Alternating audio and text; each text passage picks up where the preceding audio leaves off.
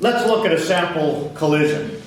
I have two identical Volvos, each 1,200 kilograms, and they're each going 30 meters per second, which is over 60 miles an hour. One's going left and one's going right. If I were to ask you to find the total kinetic energy for that system, could you do it? Get your calculator out and give me a number. Give me a number. And once you get a number, tell me what it is. They're both going 30 meters per second, one going left and one going right. The total kinetic energy for the system of both cars.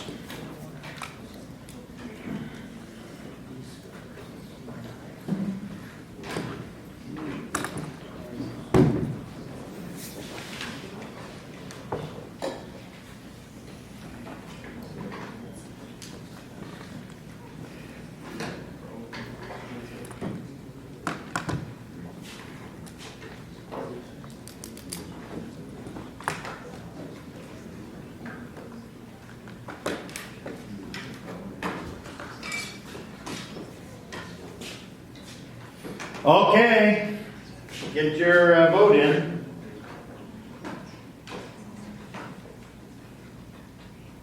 Whoa, zero's the winner.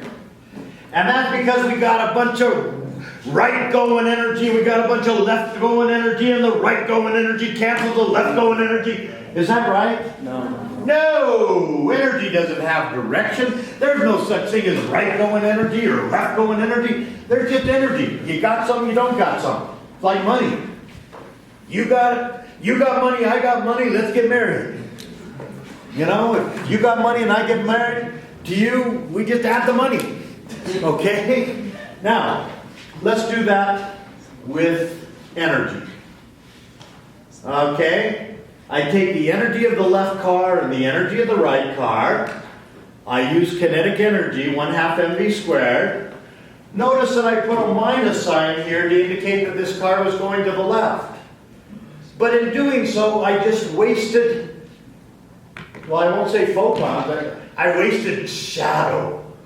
I wasted darkness there. Why? Because we're going to square it. It doesn't matter that it's negative. I'm going to square it. So I got 1/2 billion joules in the left car, I got 1/2 billion joules in the right car, I got 1,000,000 and change. I got 1,000,000 and change. Now that's a lot of energy. Energy is the capacity to do damage. And two Volvos going 60 miles an hour can do a lot of damage. Now, how much energy is that compared to electric energy? Well, that would be the amount of energy that it would take to light a 100-watt bulb for about 3 hours. And you would need to pay about 4 cents for that. Okay? 4 cents. So electrical energy is cheap. Now don't leave the lights on just to be leaving the lights on, but it's pretty cheap. Actually, I got to 23 years ago, when I came to this valley, I was still invited to party. That's ended. So we were invited to this party by this rich, it was a doctor in town. And as the evening went on, this doctor was just ragging on his wife. He was just ragging on how she was just always spending money, and just always spending money. And finally, he was talking about how she was just always wasting electricity. And he said he went on this hunting trip, and when he came home, every light in the mansion was on. And then to beat the band, she came out to greet him and turned on the porch light too. And by then I'd had enough, and I said, you know what? If she leaves all those lights on all month long, you're going to pay $85 extra. I took my daughter to you to have a wart burned off her toe, and you charged me $150. If you want to save money, stop going to the doctor. I've never been invited back. Now, there's an exception to that. If you turn on an electric dryer and go out and look at your little meter outside, it's just going crazy. So if you've got an electric dryer, just shoot it in the head. Okay? Now, Let's talk about momentum. What's the total momentum of that system? Shout it out. Zero, because that's a vector. And vectors care about direction. So now I do have left-going momentum and right-going momentum. When I put in this minus sign, it does matter, because now it's not being squared. And so when I add up all the momentum, I get zero. Now, I promised you, if you include both of those cars that are colliding in your system, that momentum has to be conserved. It has to stay the same. So after the collision, what's got to happen?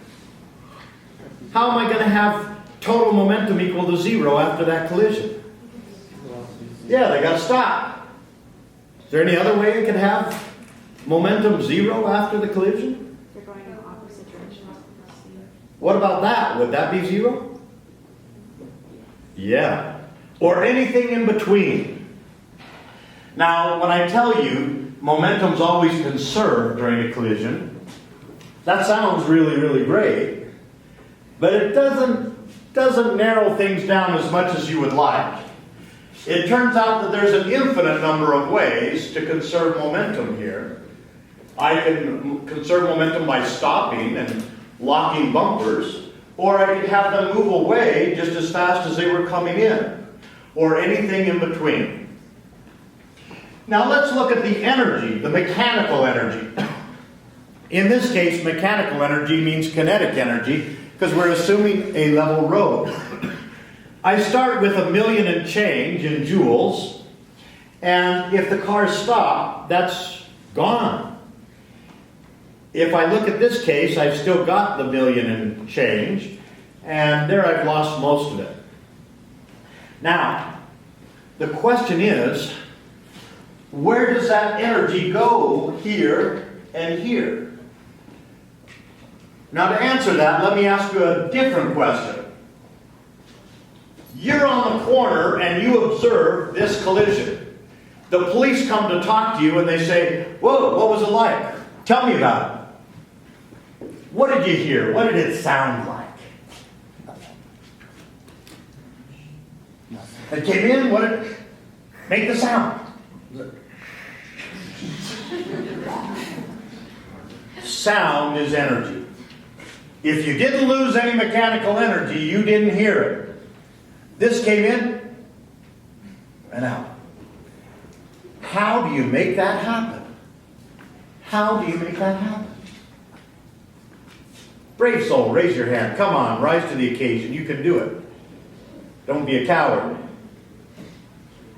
Yes, sir. Perfectly incompressible material.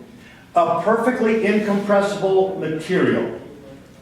That gets really, really close. That's as close as I've ever heard someone suggest.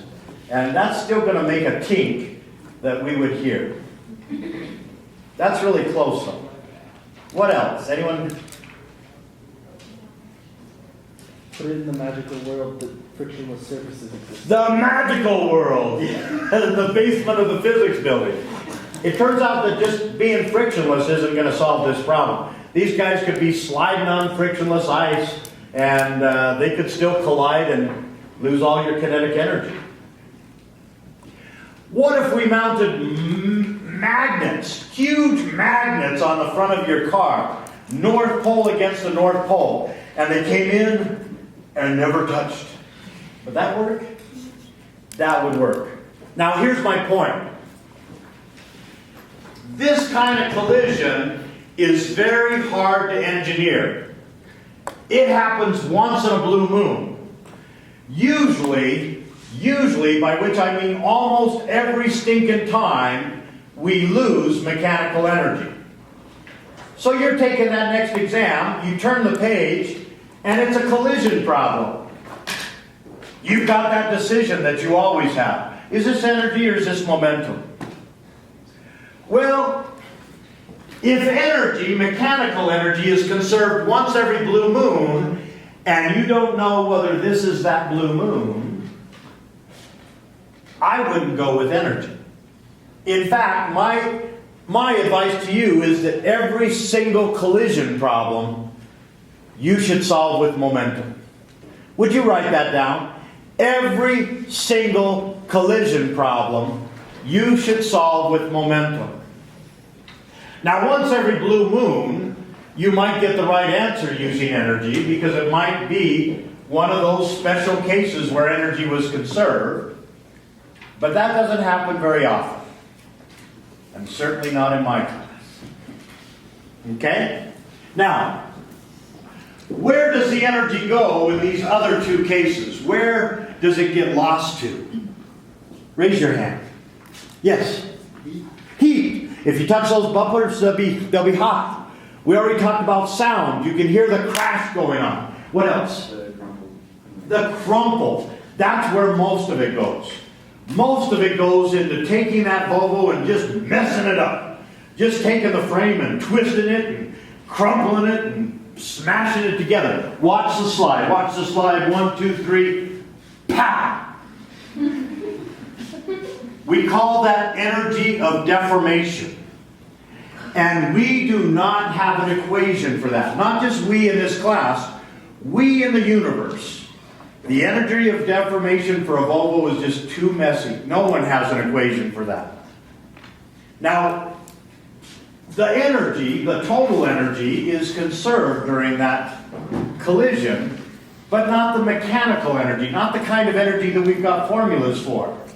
And so we can't use our energy equation to solve these problems. Now, we put these collisions into 3 categories. If the mechanical energy is conserved once every blue moon, we call it an elastic collision. If that mechanical energy is not conserved, we call it inelastic. And in the special case where the bumpers lock together and it becomes one Volvo with 8 wheels, we call it maximally inelastic. Those are the 3 types of collision. Now you're going to have to be able to look at collisions and determine which flavor it is, elastic, inelastic, or maximally elastic.